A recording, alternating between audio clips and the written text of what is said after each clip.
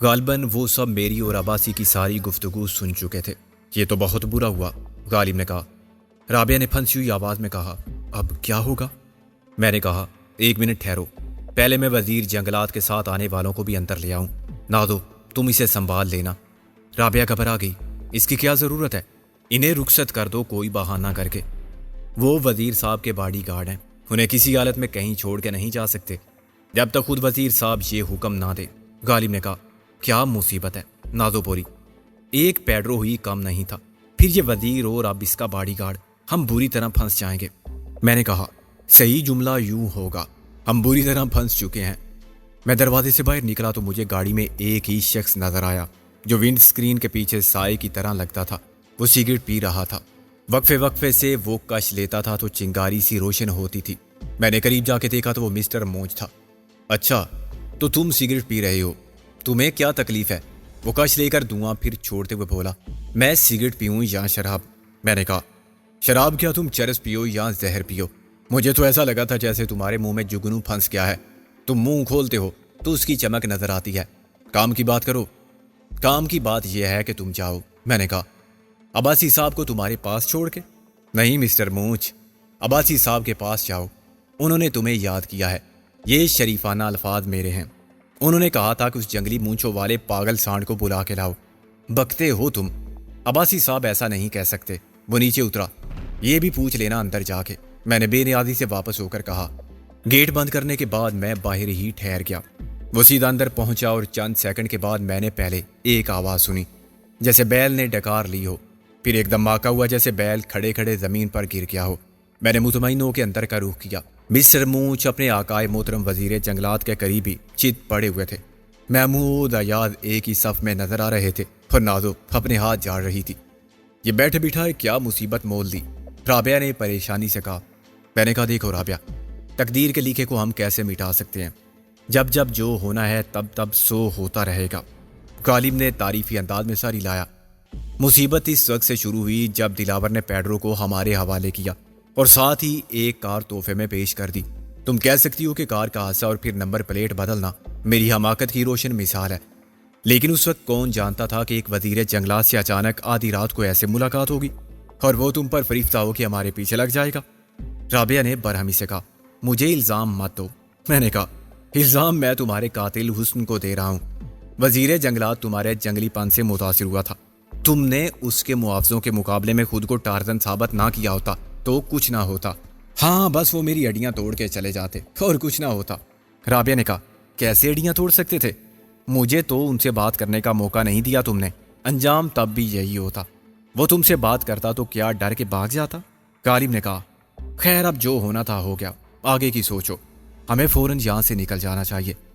اچانک کمرے میں رکھے ہوئے فون کی گھنٹی بجنے لگی۔ ہم سب نے ایک دوسرے کی طرف دیکھا۔ ہمیں فون کرنے والا کوئی نہیں ہو سکتا تھا، کسی کو بھی یہ معلوم نہیں تھا کہ ہم اس ریسٹ ہاؤس میں مقیم ہیں۔ میں نے ریسیور اٹھا کے کہا، جی؟ کسی عورت نے کہا، خیر سے عباسی صاحب یہاں ہیں؟ میں نے کہا، آپ کون ہیں جی؟ تمہیں کیا اس سے؟ میری بات کا جواب دو۔ وہ تہمکانہ لہجے میں بولی، ایسے آرڈر نہیں ہے جی ہر ایک کو بتانے کا، ہر ایک کے بچے میں پوچھتی ہوں آخر تم کون ہو؟ میں ان کی پہلی بیوی ان کے گھر سے بول رہی ہوں۔ اوہ معاف کرنا بیگم صاحب، میں تو آپ کی آواز پہچان نہیں سکا ٹیلی فون پر۔ عباسی صاحب کہہ گئے تھے کہ کچھ مہمانوں کو لینے جا رہا ہوں، انہوں نے کھانے پر بلایا تھا۔ کوئی خاص ہی لوگ ہوں گے کہ وہ خود گاڑی لے کر گئے، ورنہ کھانے پر تو وزیر سفیر سب بھی رہتے ہیں۔ میں نے سوچ کے کہا، عباسی صاحب آئے تو تھے لیکن چلے گئے، اسی کے ساتھ وہ جو لاہور سے وکیل آئی ہوئی ہے؟ پہلی بیوی کے لہجے میں حسد، غصہ اور بے بسی کے جذبات کی فریاد تھی۔ کیا بہت خوبصورت ہے وہ؟ میں نے کہا، بیگم صاحبہ۔ عباسی صاحب باہر ہی سے چلے گئے تھے۔ اچانک انہیں ایوان صدر سے بلاوا آ گیا تھا۔ اور وہ وکیل؟ میں نے کہا، وہ تو ویسے بھی یہاں نہیں ہے، دن میں انہیں کسی کے ساتھ لنچ کرنا تھا۔ ہاں جی، ایسی عورتوں کو دیوانوں کی کیا کمی، بس میں ہوں جسے اس کا شور بھی اب نہیں پوچھتا۔ میری بلا سے چوتھی اس وکیل سے کر لے۔ اس نے فون بند کر دیا۔ مجھے غصہ بھی آیا اور افسوس بھی ہوا۔ یہ بھی معلوم ہو گیا کہ خیر سے وزیر جنگلات کی پہلے سے 3 بیویاں موجود ہیں۔ میں نے رابعہ سے کہا، بھائی مبارک ہو، تم اب جھنڈے والی گاڑی میں پھرو گی؟ کیا بک رہے ہو؟ رابعہ نے کہا، وزیر جنگلات نے تمہیں اپنی منقوہہ کے عہدے پر فائز کرنے کا فیصلہ کر لیا ہے۔ ہم کب سے فیصلہ کرنے کے بعد پہلی نہیں کر سکے۔ سکندر، میں اس وقت بےہودہ مذاق برداشت نہیں کر سکتی. یہ مذاق کی بات نہیں. اب تو میرا جی چاہتا ہے کہ اس رقیب روسیا کو ہوش میں لا کے اس سے پوچھوں کہ کیوں بے جنگلی تیری یہ مجال، اور اسے دوبارہ ایسا ناک آؤٹ کر دوں کہ سورہ اسرافیل پر ہی ہوش آئے. بات پر لطف سی مگر سب پریشان تھے. فیصلہ یہ ہوا کہ نازو فوراً پیڈرو کو باہر لائے گی. غالب کم سے کم وقت میں ریکارڈنگ کے آلات نصب کرے گا. میں عباسی کو اور مسٹر مونچ کو دوسرے کمرے میں باحفاظت رکھنے کا بندوبست کروں گا، اور اس کے بعد رابعہ پروگرام کے مطابق پیڈرو سے مفصل انٹرویو لے گی. یہ کام 1 گھنٹے میں ہو جائے گا تو ہم وزیر صاحب کی گاڑی میں ہی یہاں سے اپنی موجودگی کے سارے آثار مٹا کے رخصت ہو جائیں گے. وزیر جنگلات اور جنگلی مونچھوں والے باڈی گارڈ کو ہم گاڑی سمیت کسی سنسان مقام پر چھوڑ دیں گے اور صبح ہوتے ہی اپنی گاڑی میں فرار ہو جائیں گے. جانے سے پہلے میں اپنا فرانچ وکیل کا میک اپ بدل دوں گا اور غالب گاڑی پر اصل نمبر پلیٹ لگا دے گا. یہ تو صبح ہوگا. 9-10 بجے سے پہلے سروس اسٹیشن پر کوئی نہیں ملے گا، غالب نے کہا، اور صبح 9-10 بجے تک ہم یہاں نہیں ٹھہر سکتے. 1-1.5 گھنٹے میں وزیر صاحب کی بیوی نمبر 1 یا 2-3 میں سے کسی کو ان کی ضرورت محسوس ہوگی یا کسی اور کو تلاش ہوگی تو پھر یہاں فون آئے گا. نازو بولی، اب فون نہیں آئے گا، کوئی خود آئے گا. میں نے کہا، جب ایوان صدر سے معلوم ہوگا کہ وزیر جنگلات وہاں نہیں ہیں بلکہ وہاں گئے ہی نہیں تو ظاہر ہے تشویش کے اسباب پیدا ہو جائیں گے. میری بات نے مزید افراتفری پیدا کی. ان کی بیویوں سے کون لڑے گا؟ نازو نے گھبرا کے کہا، 1 نہیں بیک وقت 3. غالب بولا، وہ بھی وزیر جنگلات کی، کڑوا کریلا نیم چٹا اور نمک کے پانی میں. اب ایکشن شروع ہوا تو بہت سی بدحواسیاں سرزد ہوئیں. میں نے سوچا کہ وزیر کی گاڑی کو اندر لے جانا چاہیے. چابی گاڑی ہی میں تھی. میں نے رابعہ سے کہا، گیٹ کھولو، میں گاڑی اندر کھڑی کروں گا. بڑے گیٹ میں تالا لگا ہوا ہے. تو پھر تالا کھولو، اندر سے چابی لے کر آؤ. جاؤ، خواہ مخواہ مت چلاؤ. چابی میرے پاس ہے تو اندر کیوں جاؤں؟ جب میں گاڑی اندر لے کر گیا تو نازو بھی پیڈرو کو ڈانٹ رہی تھی. جب کہہ دیا کہ تم کو تازہ ہوا کھانی ہے تو انکار کا کیا سوال؟ ہم جو بھی دیں گے وہ کھانا پڑے گا تمہیں، اور یہ میرا حکم ہے. اندر سے غالب چلایا، کیا مصیبت ہے، سارے سوئچ خراب ہیں. نازو نے پیڈرو سے کہا، دیکھا، غالب جھٹکے پر جھٹکا کھا رہا ہے، یہ بھی میرا حکم ہے. پیڈرو بولا، کیا تم نے جنگل کے وزیر کو قتل کر دیا ہے؟ میں جنگل کے بادشاہ کو بھی قتل کر دوں، تمہیں کیا؟ تم سب پریشان ہو. وزیر کا قتل بہت سنگین بات ہے. کوئی سنگین بات نہیں، دوسرا وزیر الف اٹھائے گا بہت جلد. میں نے کہا، جنگل ختم نہیں ہو گیا ایک وزیر کے ختم ہونے سے. پیڈرو بولا، میری مانو تو یہاں سے نکل چلو. یہ تو رابعہ اکثر کہتی ہے مجھ سے، لیکن میں اس کے ورگلانے میں نہیں آیا تو تمہارے ساتھ کیسے نکل جاؤں؟ میں نے کہا. رابعہ بولی، بہتر ہے کہ تم اس کی مان لو اور اسی کے ساتھ نکل جاؤ. تو پھر تمہارا کیا ہوگا؟ تمہاری ڈولی کیسے اٹھے گی؟ میں اگلے وزیر جنگلات سے شادی کر لوں گی، رابعہ نے بنا کے کہا اور اندر چلی گئی. بلاخر پیڈرو کو اندر لے جایا گیا. اس وقت تک میں نے وزیر کو اور اس کے باڈی گارڈ کو پیڈرو کے کمرے سے ہٹا دیا تھا. وہ سمجھا کہ شاید اس لیے نازو اسے باہر لے گئی تھی. رابعہ کمرے میں سخت پریشان بیٹھی ایک پاکٹ ریڈیو سن رہی تھی. اسی کے اندر وہ خفیہ مائکرو فون بھی تھا جو 100 فٹ کے دائرے میں ہر آواز کو نشر کر دیتا تھا. پاکٹ ریڈیو کا چھوٹا سا اینٹینا اس کے لیے کافی تھا. نازو بالکل ساتھ والے کمرے میں مشکل سے 10 فٹ کے فاصلے پر ٹیپ ریکارڈر لیے بیٹھی تھی. اتنے کم فاصلے پر آواز بالکل صاف سنائی دیتی تھی. غالب نے بھی نازو سے کہا، کیا تمہارا اب بھی فیصلہ وہی ہے؟ ہاں تم جاؤ، میری جان چھوڑو، سر مت کھاؤ میرا. ظالم، میں نے تمہارے لیے کیا نہیں کھایا، زمانے کے دھکے، دنیا والوں کی گالیاں. غالب دردناک لہجے میں بولا، پاگل خانے کی آواز، تمہارے نازک ہاتھوں کی پیار بری مار، پھر درد کی دوا، مسور کی دال اور ٹنڈے. رابعہ نے کہا، زیادہ ڈرامہ مت کرو، جلدی سے جاؤ اور انہیں ٹھکانے لگا کے آ جاؤ، مگر دیکھو اپنا خیال رکھنا. تم خواہ مخواہ ڈر رہی ہو، یہ تو معمولی وزیر ہے، کتنے وزیر اعظم ٹھکانے لگا چکے تھے اب مارشل لا سے پہلے. دنیا نے کیا بگاڑ لیا ہمارا؟ میں نے کہا. غالب بولا، ہاں خود ہم نے کیا بگاڑ لیا اپنا، جتنا بگاڑ سکتے تھے. میں نے ایک کندھے پر عباسی کو اٹھایا اور غالب نے اس کے باڈی گارڈ مسٹر مونچ کو. ہم پھر پیڈرو کے کمرے سے گزرے. پیڈرو نے حیرانی سے یہ سب دیکھا، کیا واقعی یہ لوگ ان کو ٹھکانے لگانے جا رہے ہیں؟ یہ مر چکے ہیں؟ رابعہ نے بے نیازی سے کہا، ہاں راول ڈیم میں ڈالنے جا رہے ہیں. راول ڈیم میں اس وقت؟ وہی قریب ہے اور محفوظ جگہ بھی ہے. گاڑی بھی ڈوب جائے گی تو کسی کو پتہ نہیں چلے گا مہینوں. میں نے رابعہ کی آواز سنی. غالب نے ہانپتے ہوئے کہا، نازو ساتھ والے کمرے میں موجود ہے، اگر ذرا بھی خطرہ ہو تو اسے گولی مار دینا. نازو کو نہیں، اسے. رابعہ بولی، مجھے کسی سے کوئی خطرہ نہیں، اور میں اپنی حفاظت کر سکتی ہوں۔ میں نے وزیر کو گاڑی کی پچھلی سیٹ پر ڈالا۔ غالب نے اس کے باڈی گارڈ کو اوپر پٹخ دیا۔ دیکھنے میں اتنا بھاری نہیں لگتا۔ میں نے کہا زیادہ بوجھ گناہوں کا ہوگا۔ گاڑی میں شراب کا پورا کریٹ رکھا ہوا ہے، ایک بوتل آتی ہے۔ غالب نے سر ہلایا۔ یہی پی رہا ہوگا مونچھ والا۔ میں نے گاڑی سٹارٹ کی اور ریس دے کر انجن بند کر دیا۔ پھر ہم آہستہ سے نیچے اترے اور میں نے گیٹ کو یوں ہلایا کہ محسوس ہو کہ بند کیا ہے۔ اندر پیڈرو کو یہی محسوس ہوا ہوگا کہ گاڑی باہر نکل گئی تو نازو نے گیٹ بند کر دیا۔ میں اور غالب گھوم کے پچھلی طرف سے اندر داخل ہوئے اور اس کمرے میں پہنچ گئے جہاں نازو کسی ریڈیو اناؤنسر کی طرح کانوں پر ہیڈ فون چڑھائے بے حد مستعد بیٹھی ہوئی تھی۔ ایف ایم مائکرو فون سے موصول ہونے والی آواز ریکارڈ بھی ہو رہی تھی اور اس کے کانوں میں بھی پہنچ رہی تھی۔ میں اور غالب دروازے کے قریب آلتی پالتی مار کے بیٹھ گئے۔ ہم سے چند فٹ کے فاصلے پر ہونے والی گفتگو کا ہر لفظ یہاں صاف سنائی دیتا تھا۔ رابعہ نے پیڈرو کو شیشے میں اتار لیا تھا اور یہ یقین دلانے میں کامیاب ہو گئی تھی کہ جو کچھ وہ رابعہ کو بتائے گا اس کی بنیاد پر پیڈرو کی جان بخشی کے لیے ہم سے سفارش کرے گی وہ۔ رابعہ نے کہا وعدہ میں کیسے کر لوں؟ تم تو کہو گے کہ وزیر خان کو تم نے قتل نہیں کیا تھا، ساری بات ثبوت کی ہے یا گواہی کی ہے۔ پیڈرو بولا میں جانتا ہوں تم بہت بڑی وکیل ہو، ایسے نہیں مانو گی۔ ہر بات کا ثبوت نہیں ہے میرے پاس، بہت سے واقعات کا گواہ میں خود دوں، لیکن چودھری دلاور کا جرم ثابت کرنے کے لیے میرے پاس بہت کچھ ہے جو تم عدالت میں پیش کر سکتی ہو۔ پہلے وزیر خان کے قتل کا مسئلہ ہے جو سکندر کے لیے سب سے زیادہ اہم ہے۔ اس معاملے میں وہ اتنا جذباتی ہے کہ میری بھی نہیں سنے گا۔ تم کہتے ہو کہ اسے تھوڑا تھوڑا زہر دے کے مارا گیا اور یہ کام دلاور کے کہنے پر چراغ دین کے نوکر نے کیا تھا۔ اب وہ بھی زندہ نہیں ہے، سلوا بھی نہیں ہے۔ خیر تم یہ بتاؤ کہ جب وزیر خان کو راستے سے ہٹانے کا فیصلہ کیا گیا تھا تو کیا میر شرافت علی بھی اس میں شریک تھا؟ چودھری دلاور اکیلا تو اتنا بڑا قدم نہیں اٹھا سکتا تھا، لیکن میر شرافت علی اور وزیر خان دوست تھے۔ کاروبار میں جب لالچ غالب آ جائے تو دوستی خود بخود ختم ہو جاتی ہے۔ میر شرافت علی کے دل میں لالچ پیدا کرنے والا چودھری دلاور تھا۔ اس نے قائل کیا تھا میر شرافت علی کو کہ جو کاروبار ہم کر رہے ہیں اس میں 50 سال اور گزار دیں تب بھی اتنا پیسہ ہاتھ میں نہیں آئے گا جتنا دوسرے کاروبار میں صرف 1 سال میں مل سکتا ہے۔ تمہارا مطلب ہے اسلحے کے کاروبار میں؟ ہاں، یہ سلسلہ ایوب خان کے زوال سے شروع ہوا تھا۔ جب اس کی حکومت کا تختہ الٹا گیا تھا تو پاکستان میں سازشی عناصر جڑیں پکڑ چکے تھے۔ تمہارا مطلب ان سپر پاور سے ہے جو پاکستان کی سیاست میں اپنا گھنونا کھیل شروع کر چکے تھے؟ یہی سمجھ لیں آپ۔ مشرقی پاکستان میں علیحدگی پسندوں کے جذبات کو ہوا دینے والے تو نہ جانے کب سے سرگرم تھے۔ وہ دونوں صوبوں کے عوام میں نفرت کی خلیج بڑھانے کے لیے بدگمانیاں اور غلط فہمیاں پیدا کر رہے تھے۔ بالآخر وہ کامیاب ہوئے۔ یہ سب مجھے معلوم ہے۔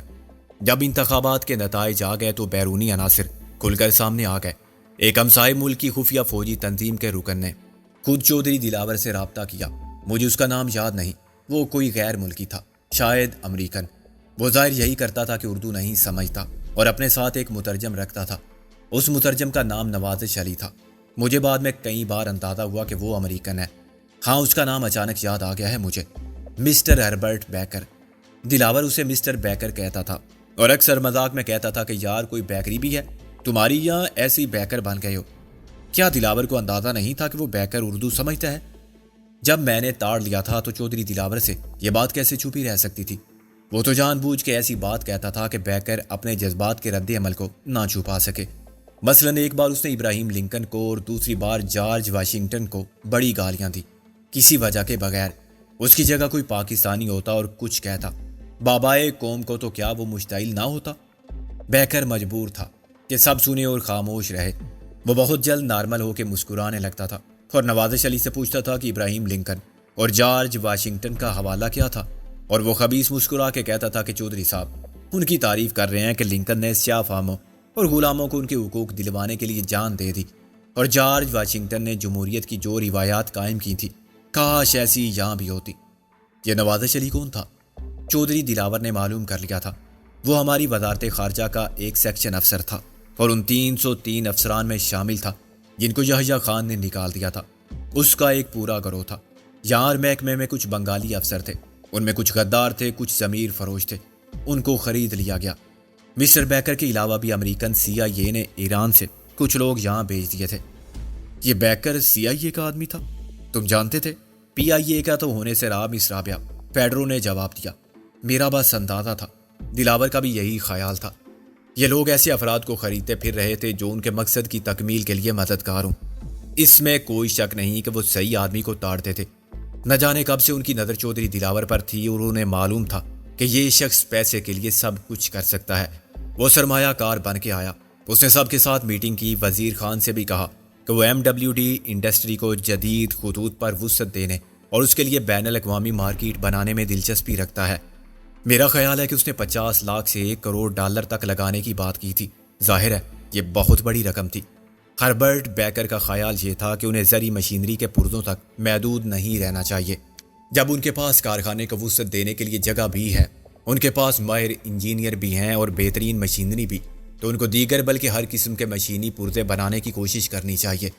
اس نے ایک میٹنگ میں کہا کہ جو ٹریکٹر، تھریشر، ہارڈ ویئر وغیرہ کے پرزے بناتے ہیں تو ان کی ملک میں تعداد کیا ہے، آئندہ 10-20 سال میں کیا ہوگی، ان کے علاوہ اور کتنے لوگ اس وقت یہی کام کر رہے ہیں اور آگے جا کے مزید کتنے کریں گے۔ وزارت میں کام آنے والی مشینری صرف دیہات میں جاتی ہے اور وہاں کتنے فیصد لوگ مشینی زراعت کرتے ہیں؟ ظاہر ہے بہت کم۔ گاؤں گاؤں ورک شاپ نہیں کھولے جا سکتے اور پرزے فراہم کرنے کی مشکل ہے۔ دیہاتی ان پرزوں کی منہ مانگی قیمت بھی نہیں دے سکتے، وغیرہ وغیرہ۔ وہ دیکھ رہا تھا کہ اس کی باتیں سب کو متاثر کر رہی ہیں۔ اس نے اچانک سوال کر دیا کہ فرض کریں ہم گاڑیوں کے پرزے بنائیں، سب نہیں، کچھ پرزے۔ گاڑیوں میں کاریں، بسیں، ٹرک اور جیپ سب شامل ہیں۔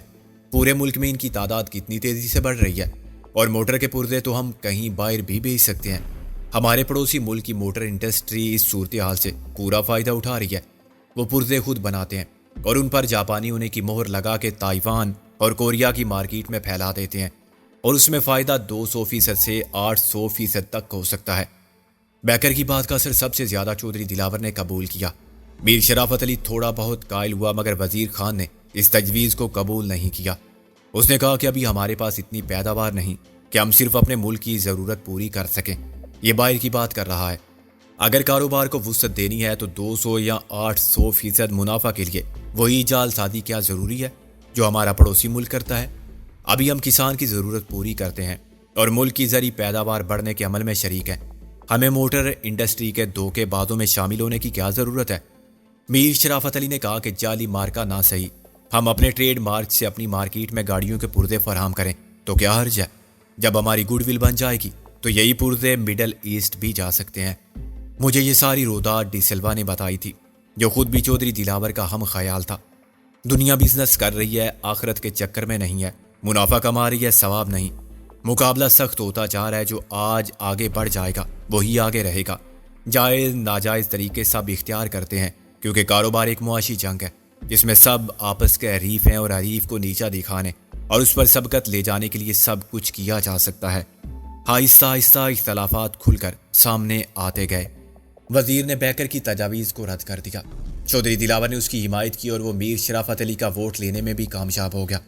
فیصلہ یہ ہوا کہ کاروبار کو وسعت دی جائے اور موٹر پارٹس بنانے کی نئی مشینری لگائی جائے، مگر اس کے لیے مسٹر بیکر کے ڈالر نہ لیے جائیں۔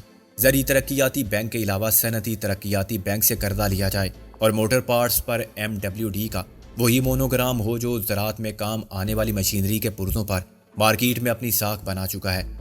وزیر خان نے اس پر بھی زور دیا کہ ہر پرزے پر میڈ ان پاکستان صاف لکھا جانا چاہیے۔ گڑبڑ اس کے بعد شروع ہوئی۔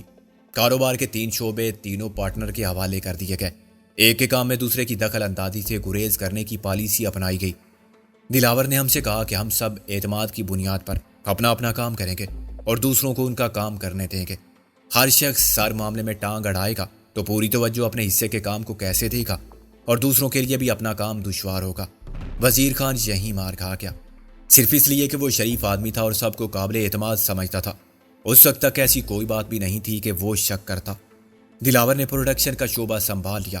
کارخانے کے اندر کیا بن رہا ہے، کیسا بن رہا ہے، کتنا بن رہا ہے، یہ اس کی ذمہ داری تھی۔ اکاؤنٹ اور ایڈمنسٹریشن کو سب سے اہم قرار دیتے ہوئے وزیر خان کو مجبور کیا گیا کہ یہ شعبہ وہ سنبھالے۔ میر شرافت علی نے مارکیٹنگ کی ذمہ داری لے لی۔ اس کے بعد بڑی چالاکی ہوشیاری سے عملے کا انتخاب ہوا۔ وزیر خان کو ایسے ماتحت دیے گئے جو دلاور کے بھروسے کے آدمی تھے اور بھاری انعام کے لالچ میں اس سے مل گئے تھے۔ وزیر خان کو یہ کبھی خیال نہیں آیا کہ اس کے اپنے پرانے کارکن بھی نمک حرام اور غدار ہو سکتے ہیں، لیکن پیسہ چیز ہی ایسی ہے کہ کسی کا بھی ایمان خرید سکتا ہے۔ اکاؤنٹ کے شعبے میں اس کا چیف اکاؤنٹنٹ اور اکاؤنٹنٹ ہی سب کچھ کرتے تھے۔ وہ آمدنی اور خرچ کا حساب تیار کرتے تھے اور وزیر خان سے ہر جگہ دستخط کرا لیتے تھے۔ ممکن ہے شروع میں وزیر خان نے اکاؤنٹ بکس، لیجر وغیرہ کا تفصیلی جائزہ لیا ہو اور حسابات دیکھے ہوں۔ اس وقت کوئی گڑبڑ نہیں تھی۔ بعد میں وہ دیکھے بغیر کاغذات پر دستخط کرنے لگا۔ چیف اکاؤنٹنٹ ڈی سلوا، جو بعد میں جنرل مینیجر بنا۔